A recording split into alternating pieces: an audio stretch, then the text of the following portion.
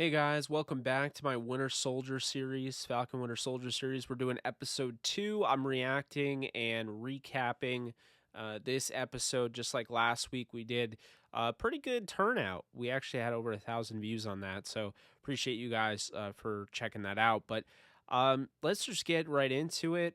Before we do, um, we are, of course, sponsored, or rather, this channel is sponsored by Manscaped. You can go over to manscaped.com and get 20% off and free shipping off your entire order by typing in the promo code JKB or DTR.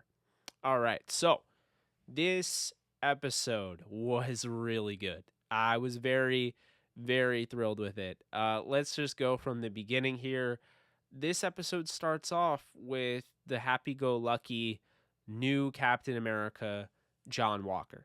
And I gotta point out, I really appreciate them trying to add humility to him, trying to make him human, trying to give him a love interest, and having, it all look good on paper for him being the next Captain America. And on top of that, having that whole ceremony at his high school.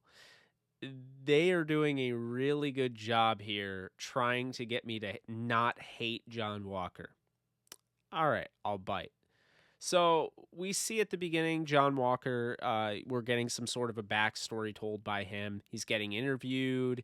The interview doesn't really hit like to the heart. He doesn't come off as like a diehard Captain America fan, but nonetheless, it's all right. I'm not going to fault them for that. So we move on to finally the reuniting of Bucky Barnes, Winter Soldier, and Falcon. We've been waiting for this for quite a while now. One episode, in fact. But they reunite on screen, and you pretty much get a pissed off Bucky Barnes.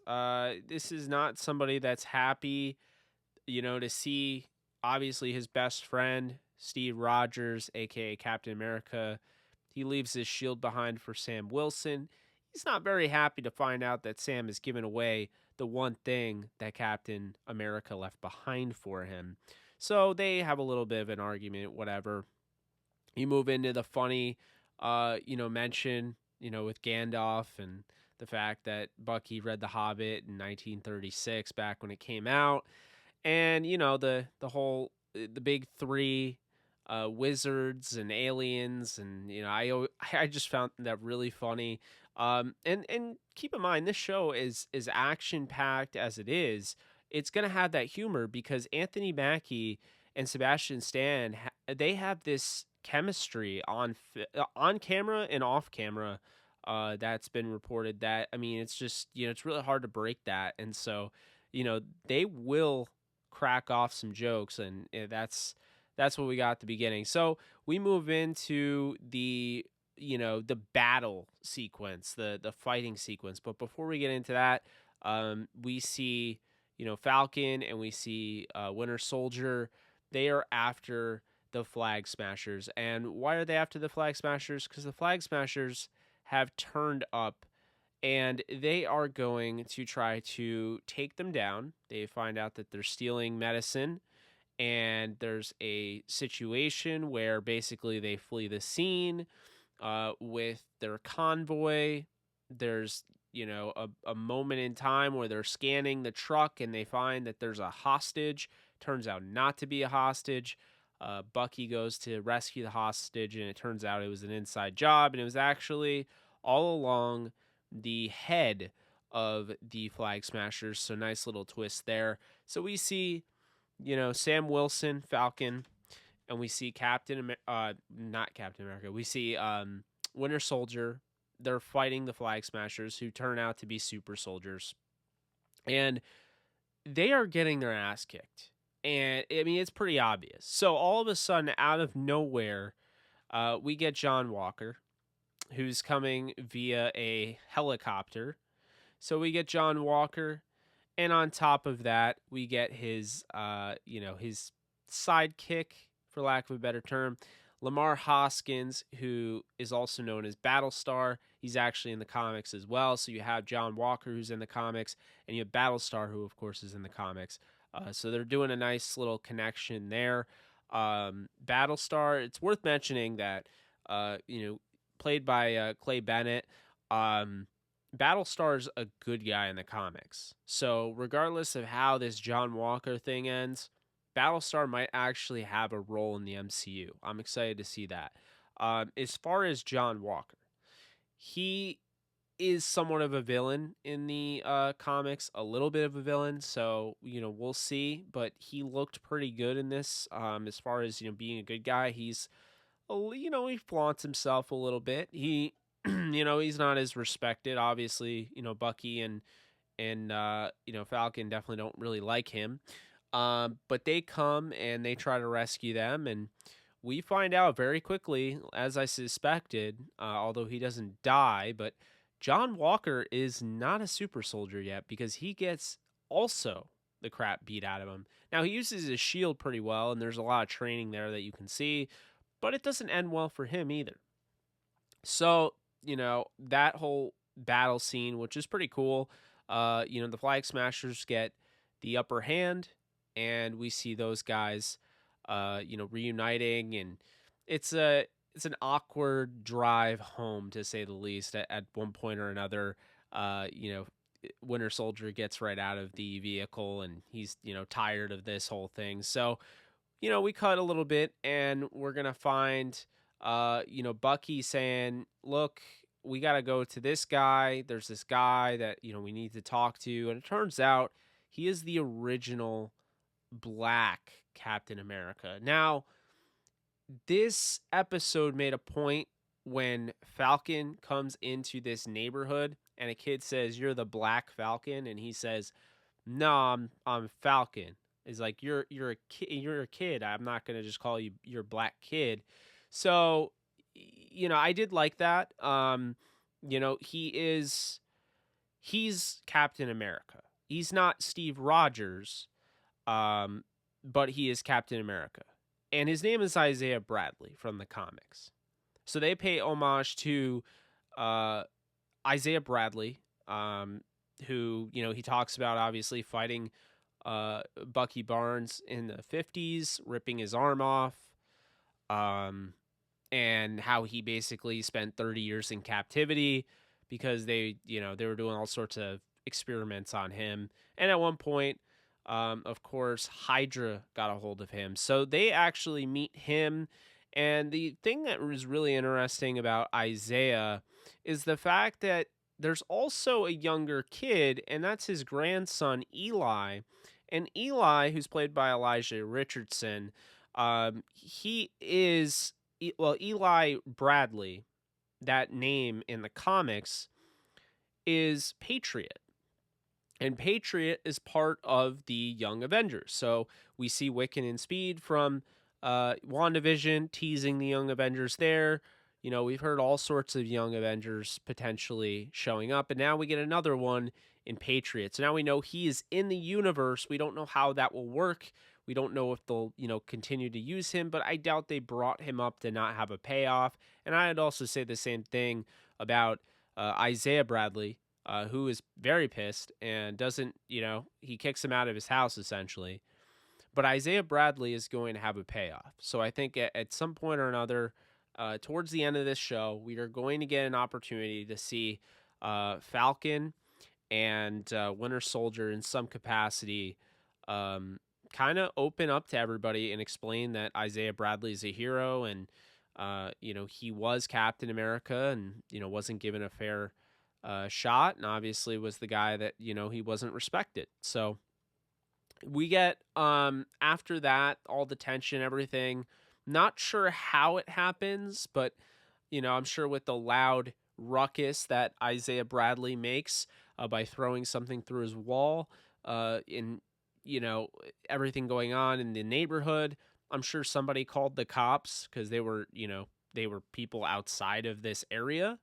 And the cops show up and they basically start questioning Falcon. So they question Falcon, and then, the idiot cops realize he's an Avenger, but then they actually arrest Winter Soldier. And the reason for that is that Bucky has disobeyed his rather the fact he got his pardon, he still had to go to counseling, and so he missed a counseling session, and so now he gets arrested for it. Then he gets bailed out by John Walker, but not before, we don't see those two again before we get a funny duo, that scene with like the marriage counseling with Falcon and Winter Soldier that we could not wait to see. That is in there. So, that's obviously funny. And then after that scene, we see we see John Walker and John and Battlestar are trying to explain to them, they need to work as a team. And of course, Bucky and Falcon don't want to work as a team. So then you start to see John kind of, he's not very happy about not working as a team. So he basically makes it known, stay out of my way. So that makes you start to wonder, okay, maybe he could be a problem down the line. That's how they're going to incorporate it. But either way, I do like that dynamic because there's, on one hand, you have these two, they are going after the Flag Smashers. On the other hand, they have John Walker and Battlestar to worry about, interfering. And then on the other hand, they also want to get the shield. And at one point or another, Winter Soldier literally tells Falcon to just get the shield, just take it from him. And then, I think this is a really cool point in the episode because Falcon, brings up the fact, he's like, we were running for 2 years, you, me, and Cap, and Sharon is like deemed an enemy of the state. And, he's like, we don't want to go back to, breaking the law again. So I found that also pretty interesting. Now, moving on from this, we finish off the episode to kind of wrap it up pretty quickly. We finish up the episode with an interesting twist here, and we knew it was coming, but Zemo. We get Zemo at the end. Falcon and Winter Soldier are going to visit him. He's playing a game of chess in the prison. That's kind of a callback to, Magneto playing, chess at the end of X-Men. I don't know if they meant it that way, but that's how I took it. So who was he playing with? Who knows? There's all sorts of rumors out there. Doctor Doom, all sorts of them. I'm not going to put too much worry into that or effort into that, but, I will say that it's going to be cool to have, Zemo back in the story here because I'm ready to see this story continue to develop. That's the end of the episode. That's how it ends. Zemo, and you go right to credits. I am very interested to see how this works out. So episode 3, we still haven't seen Sharon Carter, which I was surprised. I thought with all the promos and everything, Sharon Carter would be in this episode. We are going to see, since this is all about the super soldiers, the Weapon Plus, and all of that, I think we're not going to see the X-Men, but I think this is leading towards a payoff in the future that creates the mutants, that creates Wolverine. That's the origin. So I'm excited to see that. I'm also excited to see any sort of cameo whatsoever that they can add on to this. And I have this weird feeling going back to episode 1. I rewatched it, and when the guy whose name escapes me, he mentions there's rumors or conspiracies out there about Captain America living on the moon. I thought about it, and I gotta say, I don't know if they're completely done with Captain America, because Chris Evans has kind of said, he's done with it for now, but he never ruled it out. And I feel like Captain America could be on the sword base in space that we've seen, the end credits of Spider-Man. They talked about, with WandaVision, they talked about that with Monica Rambeau. I really have a feeling that he could be alive and on that base. I don't know how they would have pulled it off. I don't know what the point of it is, but I had that kind of feeling from last episode that is the case. As far as this episode, I don't get too many giant feelings except for the fact that I know they're going to pay off the Isaiah Bradley. They didn't just have 10 minutes of Isaiah Bradley scene and mentioning in this movie, or in this, well, it is a movie basically, in this TV show, to just not have a payoff at the end.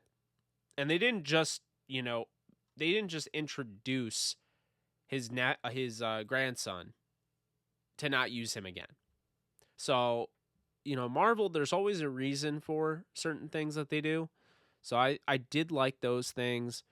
Also, when they mentioned Sharon Carter, I felt like that was expected. I thought she would be in the episode, but it's just kind of a reminder like, hey, she exists. Don't forget about her. If you haven't seen the promos, she exists. So Emily Van Camp will be reprising a role as Sharon Carter, former SHIELD agent that, was kind of deemed a enemy of the state because she helped Captain America, Winter Soldier, and Falcon, of course, during the whole events of Civil War. So that is that. Now, I will say this. I think episode 3 is going to have more action. I think we're leaning towards there's going to be a massive episode where there's just a ton of action because they're kind of balancing it. They're like, there's this one action sequence here, and then the rest of it's dialogue and detective work and what have you. But I gotta say that's something that I'm looking forward to seeing. But that's it for me. Hope you guys enjoyed, and hope you guys watched this episode and didn't just skip right to my video. As much as I appreciate that, I don't want to spoil anything. So, if you watched this before watching it, I'm sorry I spoiled it for you. But I will say that this show is very satisfying. I look forward to it every Friday. It's not WandaVision, but it could be something close. We'll see how this ends. This has a lot of potential. I think the Loki TV series is going to be so out of this world. I think it'll end up being the best one potentially. And that's saying a lot since I thought WandaVision was phenomenal. But yeah, I'm excited to see how they mesh after this whole TV series.